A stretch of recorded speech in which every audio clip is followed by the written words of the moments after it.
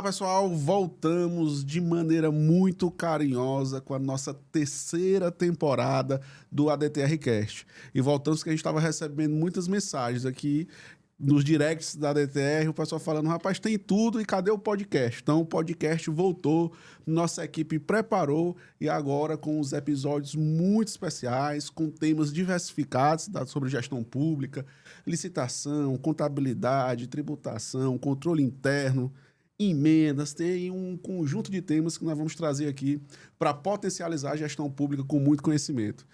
E nessa temporada, de maneira também muito carinhosa, vamos dizer assim, nós estamos fazendo o ADTR Cast em collab com a Oriza, que é um hub de educação voltados para o setor público. Então, já não perde tempo, segue a Oriza aí nas redes sociais, Oriza Oficial no Instagram, que é a nossa parceira aqui agora dos episódios do ADTR Cast. E também está lá no site orizaedu.com.br, existe lá uma lista de cursos e imersões voltadas para o setor público. Então, aquele que está buscando conhecimento, aprofundar o conhecimento em torno dos temas relacionados à gestão pública, é só seguir a Oriza Oficial no Instagram ou acessar o nosso site lá, orizaedu.com.br. Então, é nossa parceira agora dos episódios da DTR Cast. Então, sem mais palavras, depois nós vamos aqui apresentar as nossas outras redes sociais, mas meu time de marketing já está me lembrando, tem que falar do da DTR. Então, o Instagram da DTR, @DTR Software lá no Instagram, segue a gente também. E aqui todos esses episódios estarão presentes no nosso canal no YouTube, o ADTR Play. Também lá tem uma gama de vídeos voltados também para o setor público. Pessoal, hoje nesse episódio, de maneira muito carinhosa, nós estamos recebendo aqui uma referência quando nós falamos em licitações e contratos administrativos voltados para o setor público. O doutor Marcos Carvalho, que antes de eu apresentar o meu convidado, eu vou pedir mesmo para ele se apresentar. Se eu ler o currículo, vou pedir ele contar a história, né, se apresentar, qual é o currículo. E, doutor Marcos, assim, eu sempre inicio os nossos episódios porque a gente tem aqui uma comunicação direta com muitas pessoas que, às vezes, desconhecem o setor público ou que estudantes que estão na universidade, que estão nas faculdades, tentando se encontrar, os estudantes de direito, os estudantes de contabilidade, entender que existe um mercado que pode ser explorado por esses profissionais dentro do setor público. Então, se apresente e conte para mim já como foi esse processo de construção da carreira profissional enquanto advogado, profissional do direito e como é que entrou nesse setor público? O que foi para essa área de licitação? Oi, Herbert. Primeiro eu gostaria de dizer que é uma honra para mim estar aqui hoje nesse podcast. É o primeiro podcast que eu sou convidado para participar. Então, realmente, eu estou muito lisonjeado com essa oportunidade de falar sobre um tema que eu sou apaixonado. Desde a época da graduação, né, na época da faculdade de Direito, eu consegui passar no estágio em um escritório que fazia assessoria de licitação para municípios aqui no Piauí. E eu sempre era aquele estagiário que chegava antes de todo mundo e saía depois de todo mundo. Era igual o Neymar, né? No início, no que agora ele né? tá meio sofrido, né? Então, assim, realmente eu sempre fui muito determinado, muito resiliente em relação a me esforçar lá no estágio. Sempre gostei muito de trabalhar. E comecei a trabalhar com gestão pública, mais especificamente a parte de licitações e contratos. Para situar melhor, foi no final de 2016. Então, vai fazer agora no final de 2026 10 anos que eu tenho essa atuação focada em licitações e contratos.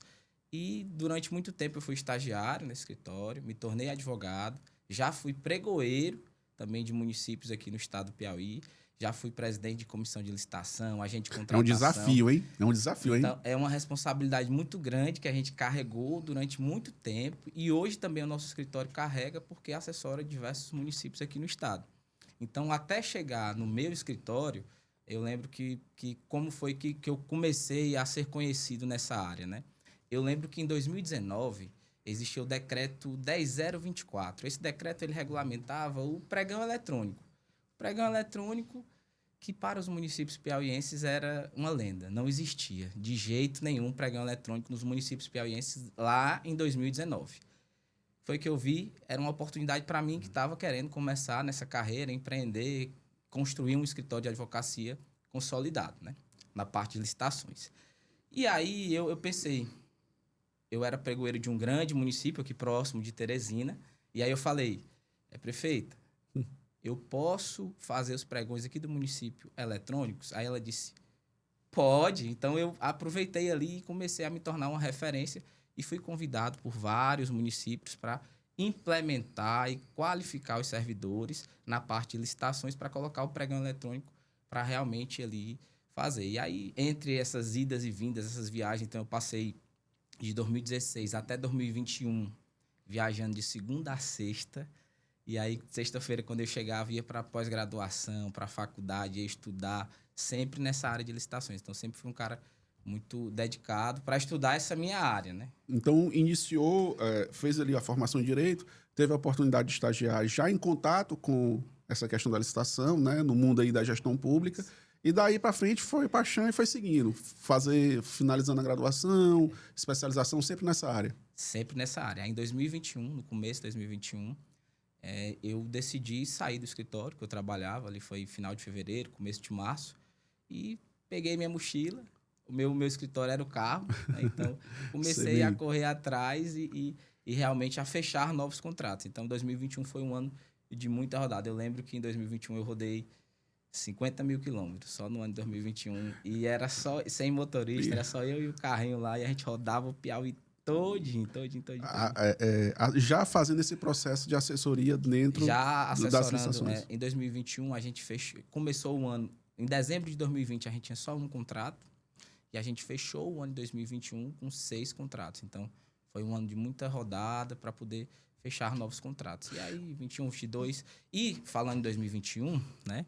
2021 foi, em 1º de abril, é que começou essa lei 14.133, né? Nova lei de licitações, que já faz aí 5 anos que a gente está utilizando ela. E o pessoal ainda insiste em chamar de nova lei de licitações, né? Já é uma lei com 5 anos e continua nova. E Marcos, já entrando nesse contexto, né, até de uma maneira mais técnica para nossa audiência entender, nós tínhamos uma lei anterior, que era a Lei 866, a famosa Lei 866, eu operava muito com ela, porque eu já, do outro lado, fornecendo, né, levando as tecnologias para o município, então a gente tinha que formalizar contrato, aquela questão toda. E eu me lembro que a gente... A DTR tem 25 anos, 25 anos, né? Nós tínhamos 25 anos de atuação. Então, desses 25 anos, grande parte foi dentro da lei 866. E eu me lembro que a gente separava a documentação, colocava naquele envelopezinho, né? Marronzinho, passava cola, pegava o carrinho lá para os municípios participar do processo licitatório. Então, ela tinha toda uma dinâmica diferente, né, do que nós estamos acostumados hoje, né? Então, por que houve? Eu queria entender como é que foi o contexto de mudança, né? Por que em algum momento o legislador pensou assim, rapaz, vamos fazer essa alteração de lei, vamos tirar essa 866, que tem um contexto, que, se eu não me engano, ela era de 93. 866. Isso, de 93. Então, vamos agora inovar e colocar uma nova lei. Então, como foi esse contexto de alteração entre as duas legislações? Vamos lá. A grande novidade em relação à lei 8666, que é essa lei geral de licitações antiga, lá de 93, foi ali em 2002, que teve a lei do pregão. E a lei do pregão teve ali um ganho de celeridade muito grande, né, Herbert? Uhum. E foi principalmente por quê? Porque na lei 8666, primeiro a gente olhava aquela série de documentos dentro do envelope e só depois ia para a fase de proposta, a fase de disputa. E com o pregão, não. A partir do pregão, ali em 2002, foi que começou a realmente acontecer primeiro a fase de disputa, que é ali, Sim. Primeiro um leilão ao contrário, né? Ganha a disputa quem ofertar o menor preço. Perfeito. E aí essa empresa que ofertar o menor preço é que a gente vai analisar o documento dessa empresa que trouxe o menor preço. Então, começou a transacionar, principalmente ali em 2002, com a lei do pregão. Uhum. E aí, de 2002 até 2021, que foi a promulgação da nova lei de licitações, que, por curiosidade, o projeto de lei da lei 14.103 é de 95. Ou seja, já era de 95. Então, o projeto de lei da lei 14.103, ele é do ano de 1995. Então, 2 anos depois que a 8666 entrou em vigor, ela já estava ali querendo ser alterada. Né? E aí, o pregão veio em 2002 e teve um ganho ali de otimização de tempo, celeridade. Marcos, mas em 2002 ele ainda na estrutura, aquela estrutura presencial, né? De levando então, envelope e tal. Já para o público de casa entender, o pregão presencial, ele era assim como as outras modalidades da Lei 8666, só que de maneira presencial. E aí o tempo foi passando e o governo federal criou ali o sistema que era o Comprasnet. Hoje chama-se de Compras.gov, né? Compras.gov, que é o sistema que o governo federal é obrigado a utilizar para realizar suas licitações. E aí, 2002 até 2021, teve ali apenas o pregão eletrônico. E aí, chegando na Lei 14.103, qual é a principal novidade, Marcos? Eu já ia perguntar, qual é a novidade dela? A principal novidade para a gente que trabalha no dia a dia foi as licitações de obras e serviços de engenharia não vão mais ser presenciais, porque não podia se fazer pregão para obra e serviço de engenharia.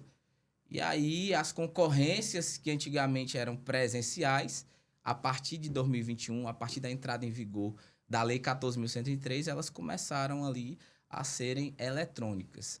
Só que a Lei 14.103 ela teve um vacatio legis, que foi um período de adaptação muito grande. No primeiro momento, seria de 2 anos. Foi prorrogado esse período de adaptação até 30 de dezembro de 2023. Portanto, 2 anos.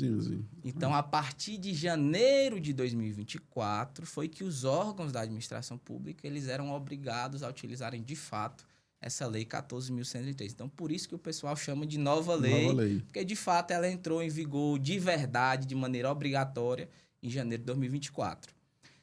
E aí, eu lembro que antes dessa obrigação, o que foi que o nosso escritório fez?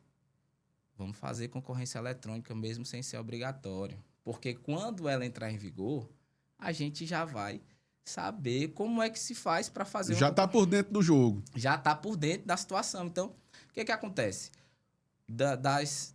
Se eu não me engano, eu tenho esses dados levantados, né, que a gente fez já algumas apresentações. Em 2023, pouquíssimos municípios no estado do Piauí fizeram concorrência eletrônica. E desses poucos municípios, 40% dessas licitações de concorrência eletrônicas eram acompanhadas pelo nosso escritório. Então, a gente começou também ali a fazer concorrência eletrônica, mesmo sem ser obrigado. Por quê? Porque quando o processo é eletrônico, ele é mais transparente.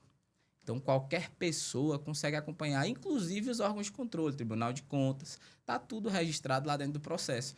Então, ele acaba sendo mais seguro. É um processo que realmente ele acontece da maneira que deveria ser.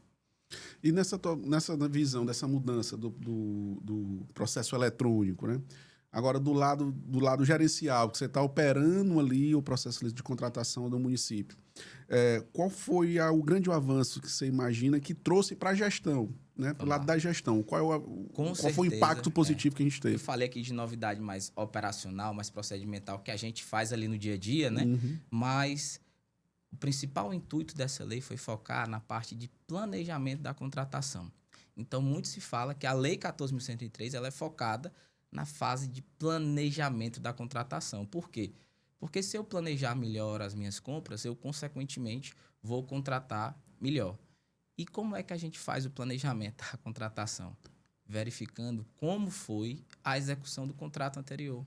Então, eu tenho que ter dados, tenho que ter informações, eu vou precisar da contabilidade, eu vou precisar dos fiscais de contrato, eu vou precisar dos gestores para verificar o que deu errado na contratação anterior para eu evitar esses erros. Então, o planejamento da contratação nada mais é do que isso. É para a gente organizar uma contratação. E hoje o Tribunal de Contas ele exige o estudo técnico preliminar, que é um instrumento, um artefato de planejamento em praticamente todas as contratações. Hoje Marcos, essa questão do planejamento, você falou, me lembrou aqui, que é de fato um instrumento importante para a gestão, né, dentro do seu processo de contratação, porque imagina só, para que eu vou gastar muitas vezes uma licitação de um volume, por exemplo, de combustível, se não há esse consumo efetivo, por exemplo. Então, faltou um planejamento ali de pensar nisso, né? Comprometo dotação, orçamentária, enfim, por essa falta de planejamento. Mas o que é que você acha que hoje, na prática, a gente tem conseguido avançar nessas estruturas de planejamento? Os municípios ainda têm alguma dificuldade? Se tem dificuldade, o que é que a gente tem que fazer para melhorar essa estrutura de planejamento da gestão? Hoje, o que eu vejo é que os municípios eles precisam ter as equipes preparadas para esse cenário. Então, a lei ela foi pensada lá no Planalto, lá em Brasília. E eu costumo dizer que nem todo lugar é Planalto, né? Muito pelo contrário. A gente que está lá no dia a dia viajando, conhecendo os municípios, as realidades elas são totalmente diferentes. Totalmente diferentes. Então, a gente tem ali às vezes dificuldade de acesso à internet, às vezes uma quantidade pequena de pessoas. Então, para a gente conseguir efetivamente implementar o que a Lei 14.133 se propõe, a gente precisa ter pessoas comprometidas com o resultado. Porque quando a gente fala de licitação, a gente não está falando só de comprar coisa para a prefeitura. Sim, A gente está falando do interesse de toda a sociedade. Então, a população é que vai ser afetada por uma contratação.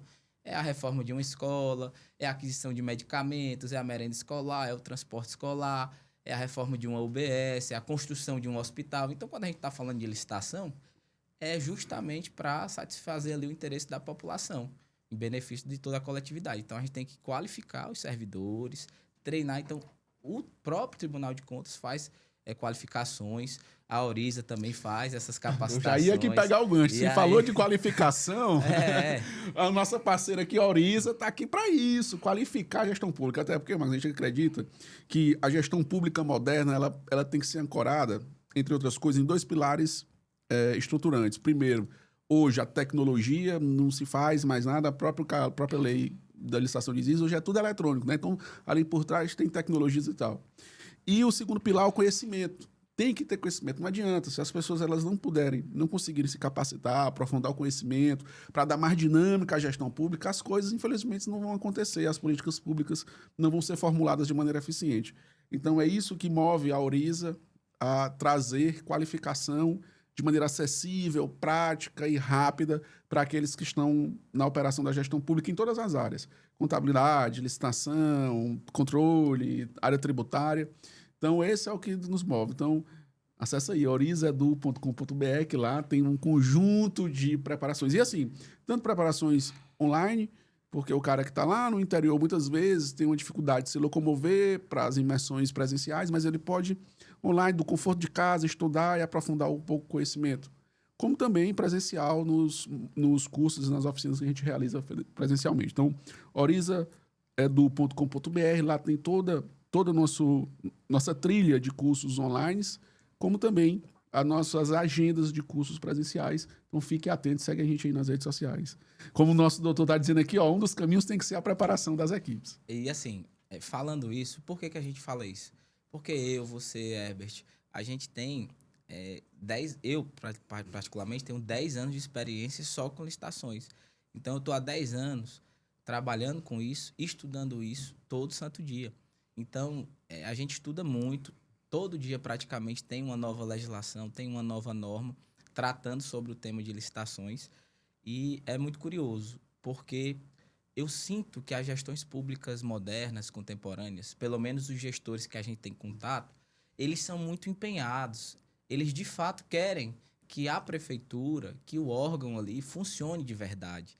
E a gente tem que pegar as ferramentas de gestão empresarial mesmo. Sim. E aplicar dentro da gestão pública para ter ali uma gestão eficiente, participativa e célere, que eu acho muito importante, essa rapidez. Doutor, nós tínhamos na Lei 866 aquele conjunto de modalidades de licitação, convite, não sei o quê, tomada de preço, concorrência. Na Lei 14.133, como é que se configurou? Permanece, não permanece? Houve alterações? Foram extintas algumas modalidades. Eu cito aqui, por exemplo, a tomada de preço e a carta convite. Né? Então, a tomada de preço e a carta convite elas foram extintas na Lei 14.133 e aí surgiu o diálogo competitivo, que é uma modalidade pouco utilizada, pouca gente usa, mas é para resolver um problema que a própria administração pública não consegue resolver. E aí continua o pregão. O pregão é uma modalidade para comprar bens e serviços comuns. É uma caneca como essa, é uma caneta, é um papel, é um computador, é uma televisão. São bens de prateleira. Então, são aqueles bens usualmente encontrados no mercado. O pregão é para isso, para contratar esses serviços e comprar também esses bens. Já a concorrência é uma modalidade para obras e serviços de engenharia. Além disso, também para os serviços técnicos especializados que devam ser realizados através de licitação. Eu cito aqui, por exemplo, a construção de uma ponte. É uma obra especial de engenharia, então por concorrência. Além disso, temos também o leilão, né, que é uma modalidade que utilizada muito aí pelos órgãos da administração pública, que é justamente no caso daqueles bens inservíveis. Comprovadamente, são bens inservíveis e se faz um leilão. Então, houve essas alterações nas modalidades e na dinâmica de contratação. Então, Vamos lá. no caso do pregão, ele deixa de ser presencial e passa para essa modalidade eletrônica. A Lei 14.103, ela fala que as licitações elas devem ser realizadas preferencialmente de modo online, certo? Perfeito. Mas, quando forem presenciais, devem ser gravadas em áudio e vídeo. Então, gravar uma sessão de licitação em áudio e vídeo, para mim, parece ser muito mais difícil do que fazer uma licitação eletrônica. Então, hoje é muito consolidado isso. As licitações, tanto por pregão quanto por concorrência, elas são realizadas de maneira eletrônica. Mas por quê, Marcos? Porque existe uma instrução normativa do governo federal e essa instrução normativa do governo federal, ela fala o quê? Quando for o meu recurso, o recurso da União, os órgãos que quiserem utilizar o meu recurso deverão seguir as minhas regras. E dentro dessa instrução normativa, que é a 73, obrigatoriamente os municípios que utilizarem transferência voluntária da União vão ter que seguir aquelas regras. E dentro dessa instrução normativa está ali dizendo que tem que ser eletrônico. Nem consta a possibilidade de ser presencial. Isso gerou essa, vamos dizer assim, digitalização dos processos, né? O processo ele sai de uma questão manual, vem para um ambiente digital, virtual.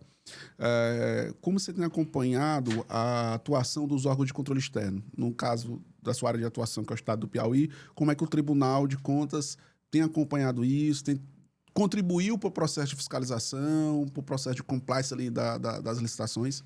O Tribunal de Contas aqui do nosso estado, do Piauí, ele é um tribunal muito atuante. Então, o Tribunal de Contas do Piauí existe um mural de licitações. Esse mural de licitações obriga que os jurisdicionados, aqueles órgãos que prestem contas ao Tribunal de Contas do Estado, devem cadastrar as licitações lá. E não só as licitações, os contratos também.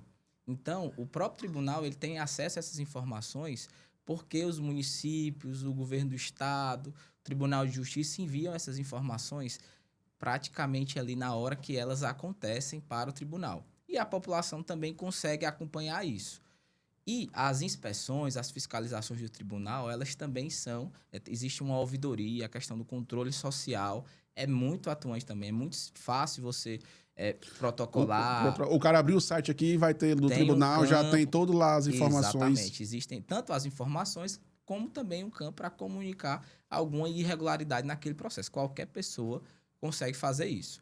E aí o tribunal geralmente observa e comunica ao município que está tendo uma denúncia e pede esclarecimentos. Além disso, uma certeza que a gente tem para quem trabalha com licitação é que o tribunal vai visitar o nosso município pelo menos uma vez no ano. Todo mundo que está trabalhando percebe isso desde 2024, então, acabou a pandemia, 24, 25, 26, o tribunal está visitando praticamente todos os municípios dentro do mesmo exercício financeiro, para fazer alguma inspeção específica. Às vezes é transporte escolar, às vezes é merenda escolar, às vezes são todos os processos. Depende muito ali de como é que está aquele município perante o tribunal. Entendi, interessante. Então, gerou essa capacidade ainda mais de fiscalização, esse processo sendo eletrônico. Eu me lembro que quando houve esse processo de transição, e aí não é nem mais técnico, eu queria ouvir uma visão, vamos dizer assim, econômica ou social da mudança da legislação, porque eu me lembro que havia uma discussão na época, assim, que esse processo de virtualização afetaria muito o mercado local, porque as empresas locais não conseguiriam, ia ter que disputar com a grande empresa lá de São Paulo ou do Rio Grande do Sul. Às vezes, no município pequeno, você tem um pequeno comércio que participa de um processo licitatório para, sei lá, fornecer um material de expediente. Então, o recurso fica ali dentro daquela própria região, né, gerando, movimentando a economia e tal. E se tinha essa preocupação, vai vir um cara uma empresa lá de São Paulo para ofertar aqui, esse recurso vai para lá e acaba que não contribui para o crescimento local, né? Tinha essa preocupação. Depois desses 5 anos, e agora mais efetivamente essa lei funcionando, como é que você vê esse cenário? De fato houve esse impacto ou não? Ou as empresas elas se estabeleceram mesmo? Essa tua pergunta ela é bem capciosa, eu diria até, né? Porque assim, no primeiro momento, realmente aquelas empresas que já estavam preparadas, elas começaram a vencer os processos de licitação, as empresas de fora, né, como você está falando aí. No entanto, todo edital de licitação prevê lá qual é o prazo de entrega. E boa parte das vezes, essas empresas que são mais distantes, a questão logística fica complicada para entregar. Então, por exemplo, medicamentos. Se uma empresa do Rio Grande do Sul ganhar um contrato de medicamentos aqui no estado do Piauí, pode ser que demore muito mais do que uma empresa que tenha sede no estado do Piauí. Além disso, a própria lei ela traz mecanismos para se editar decretos, se regulamentar através de lei, cláusulas específicas que beneficiem o mercado local. O próprio Sebrae ele tem uma atuação muito forte em relação à lei de licitações. O Sebrae, ele realmente, não sei nem se ele patrocina, não sei nem se pode falar, mas... Pode ficar à vontade, aqui é livre, é imprensa livre, como diz.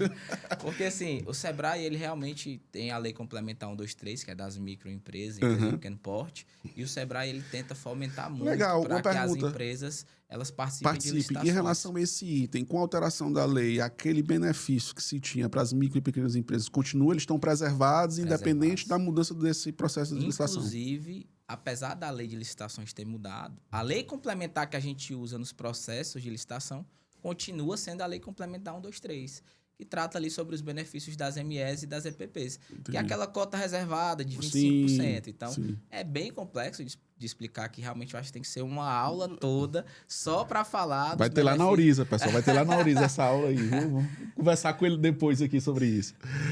Enfim, então, assim, realmente a Lei 14.103, ela absorveu os benefícios da Lei Complementar 123, felizmente, porque aí a gente tem como fomentar também aquele pequeno empresário, aquela empresa que está começando. Entendi. Voltando à questão do planejamento, nós falamos ali da questão que o município precisava se planejar, porque também é um dos pilares de funcionamento do setor público, é a necessidade de planejamento. A própria lei, a própria Constituição estabelece que ele tem que se planejar. Nessa lei, teve a questão do planejamento anual de compras. Veio a questão do advento do planejamento anual. Como é que está sendo trabalhado isso? Estamos conseguindo evoluir nessa questão do planejamento anual? Mais uma vez, entra aí a atuação do Tribunal de Contas do nosso estado. Então, a nossa atuação ela é prioritariamente aqui no Piauí. Sim. Temos alguns contratos fora, mas o nosso foco é aqui nos municípios do nosso estado. E o Tribunal de Contas ele está começando a exigir, nos relatórios de prestação de contas, a existência do plano de contratação anual. Então, os municípios que não estão realizando esse planejamento anual de contratações, eles estão sendo cobrados. E muito provavelmente, a partir do próximo ano, a partir de 2027, vai ter consequência para aquele município que não fizer esse plano de contratação anual, que é um documento essencial na nova lei de licitações. A Lei 14.103, a Lei 14.133, ela não exige o PCA. Ah, ela não exige? Não exige. Ah, interessante, olha aí, porque eu imaginava que ela exigia o PCA. Mas os órgãos de controle estão exigindo. Então, para atender determinação do Tribunal de Contas, dos órgãos de controle, eu recomendo que os municípios que a gente trabalha façam esse plano de contratação anual. Interessante. E realmente a gente tem feito em alguns lugares, né? Felizmente a gente tem uma Eu imagino também que a construção de um plano desse deve ser multissetoriado, né? São Sim, várias pessoas participando da construção disso. Existe o DFD. O DFD é o documento de formalização da demanda, né? E aí a gente tá chamando muito agora de DFD do planejamento. O DFD do planejamento é o documento de formalização da demanda para o planejamento desse plano anual de contratação. E o DFD da contratação já vai ser o documento de formalização da demanda da contratação, do processo de licitação. Então, tem 2 DFDs. Então, geralmente, quando vai se elaborar esse plano anual de contratação, seleciona ali todos os setores, faz o levantamento de todas as demandas, verifica aí como foram as licitações dos últimos 3 anos, pelo menos, e verifica o que é prioritário, o que tem de condição. Lembrando que é tua praia aí, né? A questão da LOA. Sim. Então, esse plano anual de contratação, ele tem que estar casado com a lei orçamentária anual. Não pode ser feito às cegas. Então, primeiro se faz a LOA, com a LOA em mãos, a gente vai organizar o plano de contratação. Isso é um debate que a gente tem tendo a nível, vamos dizer assim, acadêmico, né? De tentar entender, de tentar ver como é que a gente poderia ajudar. Porque o que aqui já foi comprovado? Nos estudos científicos, comprova que aqueles municípios que têm estruturas de planejamento geral, eles performam melhor nas políticas públicas e nos indicadores que são medidos. Então, ele vai ter um indicador melhor na educação, ele tem um indicador melhor na saúde. Por quê? Porque na retaguarda ele tem um planejamento. O que a gente enxerga? Que o grande problema é que a maioria dos municípios brasileiros, como são pequenos, às vezes não tem uma estrutura, consequentemente, ele não tem uma estrutura de planejamento, que, como eu falei, deve ser composto por várias pessoas. Não é só o advogado, não é só o contador que faz isso exclusivamente, de maneira de uma sala fechada, né? É muito curioso tu falar nesse ponto, porque assim, o nosso escritório, ele tem essa atuação de assessoria, de consultoria na parte de licitações dos municípios. E o que a gente faz questão é de orientar, de qualificar, de capacitar os pregoeiros desses municípios para Perfeito. conduzirem os processos licitatórios. Perfeito. E no nosso escritório, os pregoeiros, eles é quem fazem a licitação, eles é quem acompanham o processo licitatório, sabem da responsabilidade, das suas atribuições. E eu fico muito feliz de falar isso com tranquilidade. Porque existe em alguns lugares que o pregoeiro só assina. Isso é Sim. fato, não tem como a gente esconder.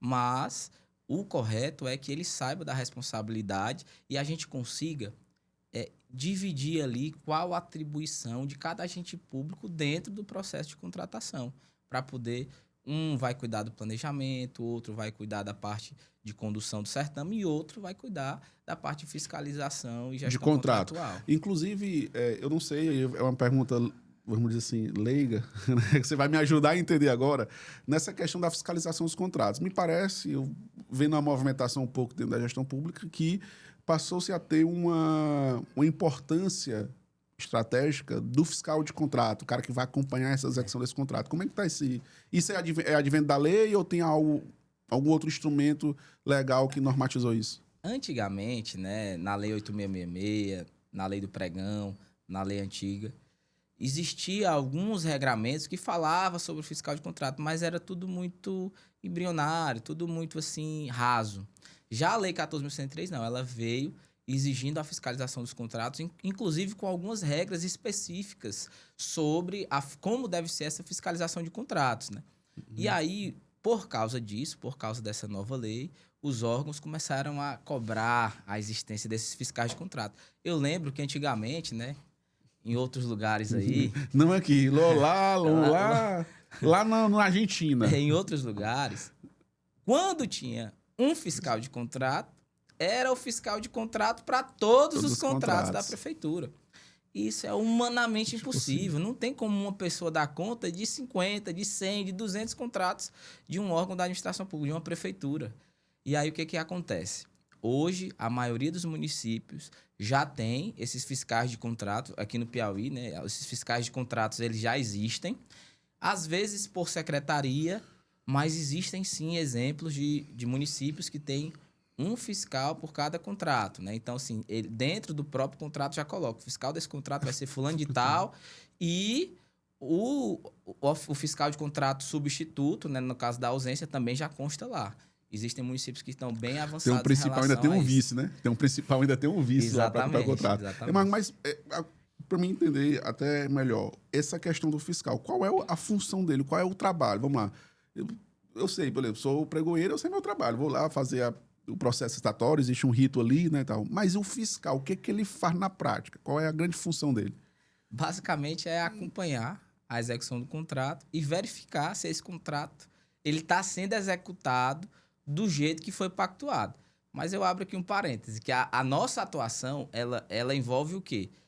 Desde a formalização da demanda até a assinatura do contrato. Então, o nosso escritório não acompanha a parte de execução contratual. E pensando nisso, depois de tanta gente cobrar essa parte de execução contratual, uma das nossas empresas, né, já aproveitando... Sim, pode ficar à vontade, aqui você está em casa, viu, meu amigo? A GovBiz, né, ela desenvolveu um sistema focado na parte de gestão e fiscalização de contratos, em que o órgão ali, a prefeitura, ele vai conseguir verificar qual é o saldo de itens do contrato, qual é a vigência do contrato, consegue baixar o arquivo do contrato, consegue emitir ordens de fornecimento. Então, esse sistema é uma ferramenta que ajuda e muito o fiscal do contrato e também na parte de planejamento da próxima contratação. Entendi. Que é a parte que a gente... Como é que eu vou fazer a análise, como é que eu vou fazer um planejamento sem a informação do contrato anterior? Então, essas ferramentas tecnológicas, elas são essenciais para que a gente faça um planejamento adequado e contrate melhor. consiga implantar melhor as políticas públicas. Isso é muito interessante. Saindo aqui um pouquinho do fiscal, que eu já vou voltar para ele, mas da questão da tecnologia, porque não tem como eu falei, né? Um dos pilares tem que ser a tecnologia. É interessante isso aí. Eu queria que tu explicasse como é que a ferramenta funciona até para o nosso público entender. Ela vai ter o contrato lá dentro, o fiscal vai acompanhar todo o processo de etapa até a finalização. Fica à vontade, detalhe ela pra gente. Basicamente, a nossa E já mete aí a rede social, já fala aí onde o pessoal acha. @govbiz, né? GovBiz com 2 E's no final. @govbiz. Então vai lá, pessoal, no Instagram, @govbiz, que vai estar detalhado lá como é que é o funcionamento dessa tecnologia. Então, basicamente, hoje, a nossa plataforma, ela puxa todas as informações do site do Tribunal de Contas do Estado em relação a licitações web e contratos web. Então, na hora que eu cadastro esses contratos, eu vou lá e cadastro as notas fiscais. E quando eu vou cadastrando as notas fiscais, eu consigo gerar relatórios inteligentes sobre a questão da execução de cada um desses contratos. Eu consigo colocar filtros por fornecedor. E uma das diferenças é que a gente consegue enviar a ordem de fornecimento, que basicamente é o pedido. Sim. É o pedido que o município faz para determinada empresa entregar aquele produto que foi contratado. Dentro da própria plataforma, a gente consegue enviar para o e-mail da empresa. Uhum. E quando eu recebo, dentro da plataforma também, eu consigo gerar ali o termo de recebimento. Então, ali, nessa perspectiva, há o controle dos saldos dos itens do contrato. Exatamente. Que evita, por exemplo, eu executar o contrato maior do que o saldo que está efetivo. Então, por exemplo, aí está um papel que pode ajudar o fiscal do contrato. Com certeza. A evitar esse tipo de problema, né? Exatamente. E foi assim, a gente vai sempre melhorando muito todas as ideias que surgem, a gente vai implementando no sistema. E ele está muito redondo, ele está funcionando muito bem.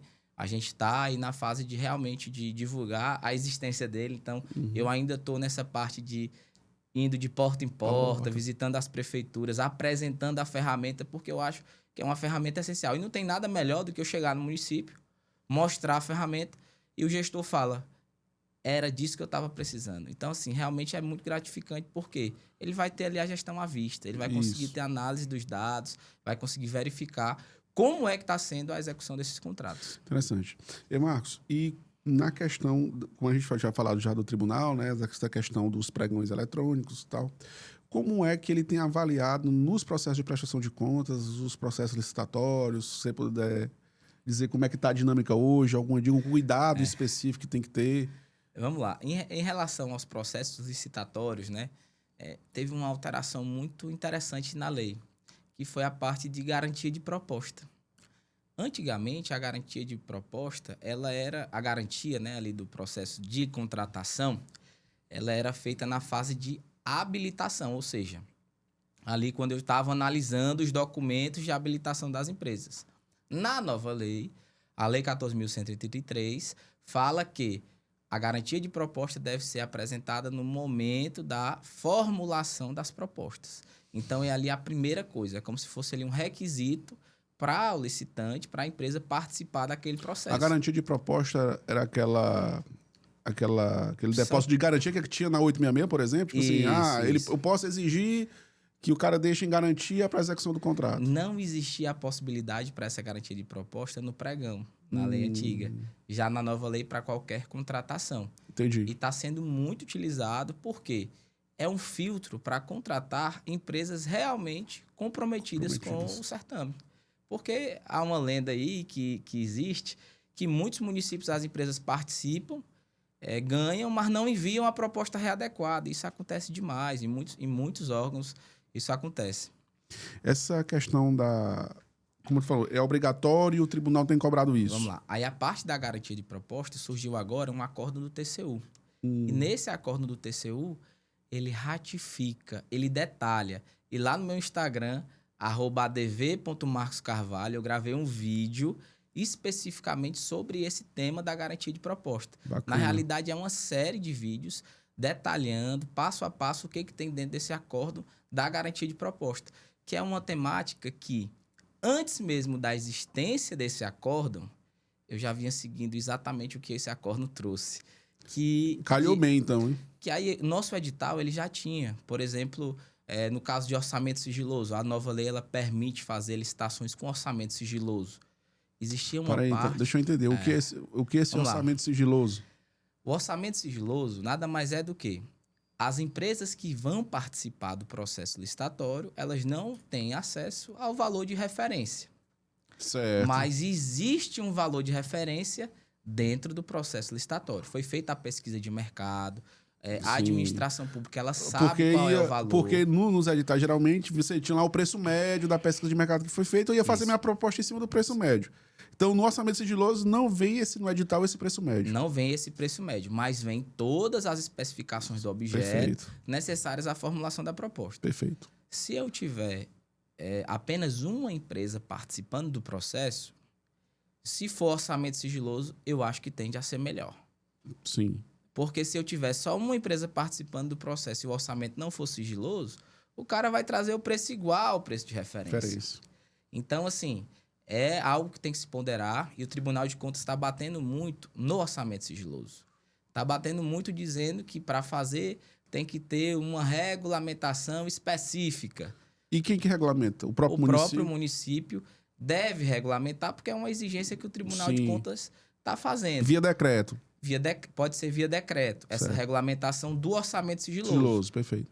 Mas se a lei já permite, o meu entendimento era que uma justificativa bastaria. Bastaria. No entanto, como existem entendimentos, o direito ele não é absoluto, não é exato. Então, eu recomendo hoje, sim, que a gente regulamente o orçamento sigiloso nos municípios que pretendem utilizar. Não é uma regra, é uma exceção, mas existem muitos municípios fazendo licitações com orçamento sigiloso e a lei permite. A lei permite. Eu gostei desse negócio do orçamento sigiloso. Pois eu confesso que eu não estava. Eu estava por dentro muito desse negócio, não. Por quê, Max?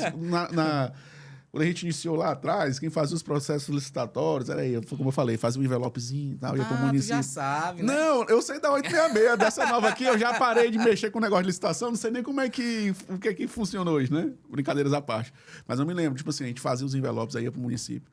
E eu acho assim, hoje o grande benefício do lado aqui de fornecer, né, para um público, cara, a economia que foi gerado pra gente, porque imagina, nós tínhamos que ir para cartório, fazer autenticação de documento, tirar e pagava a saída de documento. Meu irmão, era um custo...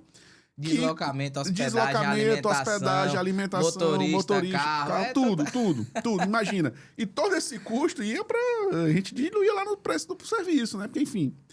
Inclusive, aí agora não gasta com nada, porque zerou, porque faz tudo de... Lógico, tem uns gastos de internet, essas coisas, mas assim, você faz tudo do computador ali, do escritório, tal, participa do processo. Então, assim, rapaz, é um avanço tecnológico que eu acho que tinha que ser modelo, inclusive. Eu não sei nem como é que era nos outros países, mas devia ser modelo. Porque, realmente, para nós que operamos do outro lado, foi uma mudança espetacular. E, assim, se tu acha que essa mudança foi espetacular, né, imagina aí como é que vai ser as contratações nos próximos anos. Há uma tendência muito forte agora do SIX.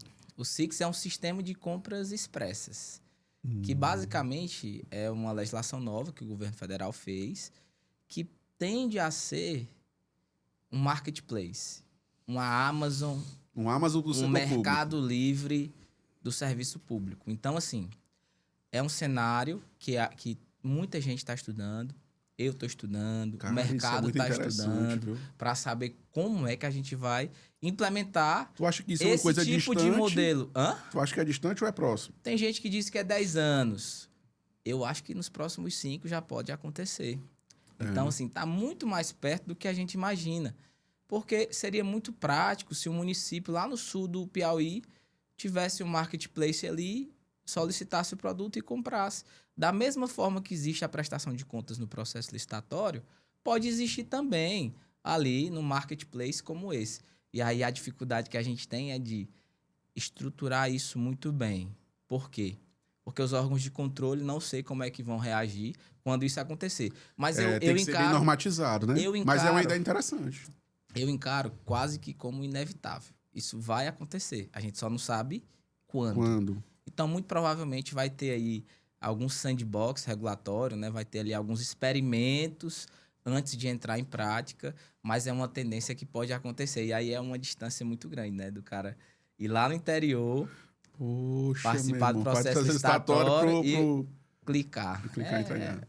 Muito. É interessante, é uma ideia interessante. É uma tendência. E eu acho que a gente tinha que ter um podcast só para conversar sobre isso, porque é uma questão teórica bem profunda, né? De como é que funcionaria a logística disso. Eu fiz eu vou te mandar um artigo que eu escrevi.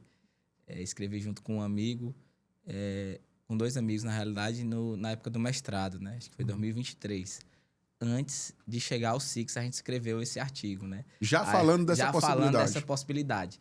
E aí, quando chegou o SIX, eu falei, eu avisei. Então, assim, realmente...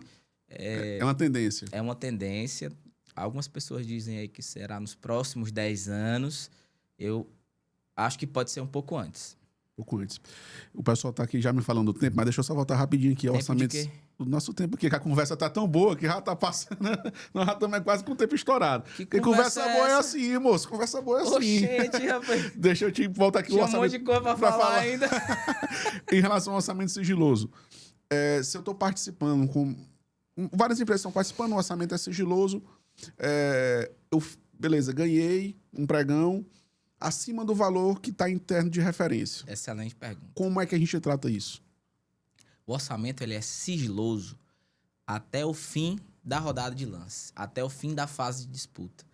Terminou a rodada de lances, o órgão que está fazendo aquela licitação disponibiliza, através da plataforma de licitação eletrônica, automaticamente o preço de referência. Então, ele é sigiloso até o fim da rodada de lances. Terminou a rodada de lances, qualquer pessoa consegue verificar ali o valor de referência. E os editais padrões, eles solicitam que as empresas, mesmo quando o orçamento é sigiloso, negociem o preço para igualar o preço de referência. A administração pública, em regra, não pode contratar preço acima do valor de referência. Então, ali teria que abrir a negociação com o fornecedor para... Isso. Então, assim, se tiver só uma empresa, eu entendo que é melhor ser orçamento sigiloso. Orçamento sigiloso. Mas a gente não sabe quantas empresas vai ter. Então, a doutrina, a jurisprudência entende que a regra é não ser sigiloso. É curioso, porque a lei das estatais, a regra é sigiloso. Já é regra. E a exceção é mostrar o valor de referência. Então, assim, por que uma é assim e a outra não? Entendeu? A gente fica... É uma coisa que tem que se debater, né? Doutor Marcos, aqui encaminhando para o fim. Já, cara, conversa boa, passa ligeiro. Nossa equipe já está ali mostrando o tempo. E eu vou quebrar o protocolo e passar um pouquinho do tempo, porque com conversa boa a gente tem que aproveitar o especialista, né? Qual a mensagem que você pode deixar aí para os nossos gestores públicos, para as pessoas que estão entrando no mercado da licitação ou que já estão? São os cuidados, quais são os olhares estratégicos que devem ter quando a gente fala de contratação do processo licitatório? Eu costumo dizer que tudo que acontece na administração pública, os órgãos de controle eles já sabem. Então, assim, o que a gente faz todo santo dia é contribuir para cidades melhores, contribuir para municípios que, de fato, melhorem a vida das pessoas. Porque de nada adianta a gente ficar ali só dentro do escritório, fazendo processo. Então, quando tem inauguração de obras, quando tem eventos no município que realmente ali comprovam aquela fomentação, que comprovam ali que está realmente entregando, implementando políticas públicas na área da educação, na área da saúde. Então, a gente trabalha todo santo dia para isso.